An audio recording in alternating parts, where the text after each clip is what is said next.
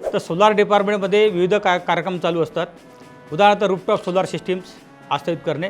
याच्यामध्ये 2 प्रकारच्या अनुषंगाने आपण एक प्रकल्प राबवतो.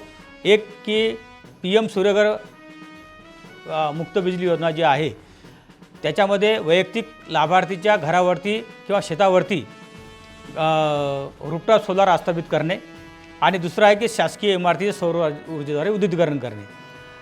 तर या कार्यक्रमाची यशस्वीरित्या अंमलबजावणीसाठी प्रत्येक जिल्हा स्तरावरती जिल्हास्तरीय DLC ते आपण म्हणतो जिल्हा लेवल कमिटी स्थापन झालेली आहे आणि त्याचा जिल्हा स्तरावर वेळोवेळी आढावा घेण्यात येतो. तर महाऊर्जामार्फत सर्व शासकीय इमारतीचे सौर ऊर्जेद्वारे विद्युतीकरण करण्याचा कार्यक्रम मोठ्या प्रमाणात हाती घेण्यात आलेला आहे. साधारणतः आपल्या महाराष्ट्रामध्ये 1,03,043 इतक्या शासकीय इमारतीच्या इमारती आहेत.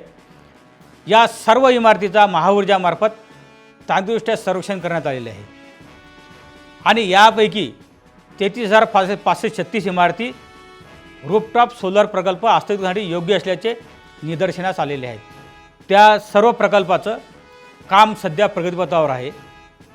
आजचा गायत याच्या अंतर्गत 410 इमारतीमध्ये सौर ऊर्जा प्रकल्प आस्थापित करण्यात आले असून त्याची कॅपॅसिटी साधारणतः 18.74 मेगावॉट इतकी आहे.